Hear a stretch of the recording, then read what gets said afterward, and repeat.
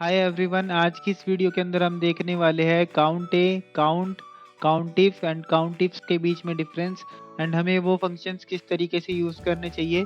तो हम सबसे पहले स्टार्ट कर लेते हैं काउंट के फंक्शन से। तो यहाँ पे मैं इधर आ जाता हूँ, ये मेरा डेटा दिया हुआ है, मैं इसको पूरे को डिलीट कर देता हूँ एंड यहाँ पे हम देख लेते हैं काउंट का फंक्शन हमें किस तरीके से यूज़ करना है। तो सिंपली अगर मैं काउंट का फंक्शन लगाता हूँ तो ये मुझसे पूछता है कि वैल्यू 1 वैल्यू 2।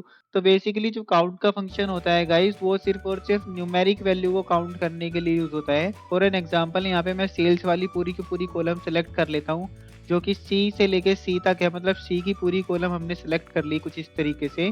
एंड देन मैं इसको एंटर दबाता हूँ तो यहाँ पे मेरे पास टोटल आंसर जो निकल के आता है वो 8 निकल के आता है। ऐसा इसलिए क्योंकि यहाँ पे 3 ये वैल्यूज है एंड यहाँ पे 5 ये वैल्यूज है। तो टोटल इसने जो काउंट किया है पूरी की पूरी सी कॉलम में, वो 8 काउंट किया है, क्योंकि 8 ही न्यूमेरिक वैल्यूज है यहाँ पे। एंड यहाँ पे सेल्स और ब्लैंक को इसने छोड़ दिया एंड जो ब्लैंक वैल्यूज थी उसको भी छोड़ दिया इसने। एंड गाइज, इसके अलावा हमारे पास एक फंक्शन होता है जो होता है काउंट ए का। काउंट ए का मतलब होता है एवरीथिंग। इस चीज को हमें ध्यान रखना है। तो अगर मैं सी पूरी की पूरी कॉलम ले लेता हूँ तो यहाँ पे हमारे पास जो आंसर आएगा वो 10 निकल के आया। इसके पीछे रीजन यही है कि यहाँ पे हमारे पास जो टोटल वैल्यूज है वो 10 है। काउंट इसका जो निकल के आ रहा है वो 10 निकल के आ रहा है, क्योंकि इसमें से 8 तो न्यूमेरिक वैल्यू थी एंड यहाँ पे जो दो वैल्यूज थी वो हमारे पास टेक्स्ट वाली वैल्यूज थी।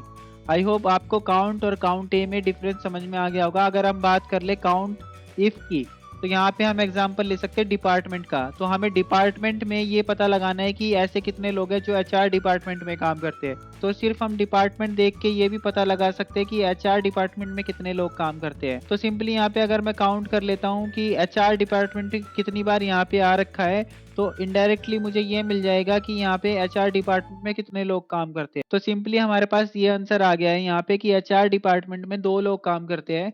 एंड यहाँ पे मैं मार्केटिंग को कॉपी करके यहाँ पे पेस्ट भी कर सकता हूँ, तो यहाँ पे हमारे पास आंसर आ जाएगा कि मार्केटिंग डिपार्टमेंट में 3 लोग काम करते हैं। मींस यहाँ पे हम ये कंडीशन चेक कर रहे हैं कि मार्केटिंग कितनी बार रिपीट हुआ है। एंड यहाँ पे हम अगर एचआर डाल देते हैं कॉपी पेस्ट करके, तो यहाँ पे फिर हम चेक कर रहे हैं कि एचआर कितनी बार रिपीट हुआ है।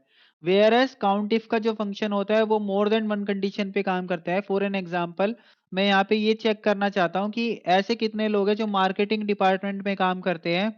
मैं एक बार दोबारा से रिपीट कर देता हूँ क्वेश्चन कि मार्केटिंग डिपार्टमेंट में ऐसे कितने लोग काम करते हैं जिन्होंने टारगेट अचीव कर लिया है। तो इसके लिए यहाँ पे हमारे पास 2 कंडीशन है, तो इसलिए हम यहाँ पे क्या करेंगे, काउंट इफ्स का फंक्शन यूज करेंगे। एंड यहाँ पे हमसे सबसे पहले पूछा जाता है क्राइटेरिया रेंज 1। तो क्राइटेरिया रेंज 1 वो एरिया है जहाँ पे आप जिस चीज को काउंट कराना चाहते हैं। तो मेरे केस में मैं डिपार्टमेंट में सबसे पहले ये चेक करना चाहता हूँ कि मार्केटिंग डिपार्टमेंट कितनी बार आया है। तो हमें जिस रेंज को पहले लिया है उसी रेंज का क्राइटेरिया भी हमें पहले देना होगा।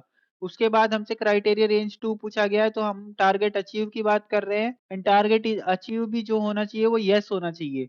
तो आपके सामने आंसर निकल के आ जाएगा कि मार्केटिंग डिपार्टमेंट में ऐसे 3 लोग हैं जिन्होंने टारगेट अचीव कर लिया है। इसके अलावा सेल्स में अगर मैं बात करूं तो सेल्स में हमारे पास ऐसा एक ही पर्सन है जिसने टारगेट अचीव किया है। लेकिन अगर वैसे देखोगे तो सेल्स 2 बार रिपीट हो रहा है, राइट। लेकिन यहाँ पे अगर आप चेक करोगे तो यहाँ पे एक बार टारगेट अचीव हुआ है लेकिन यहाँ पे टारगेट अचीव नहीं हुआ।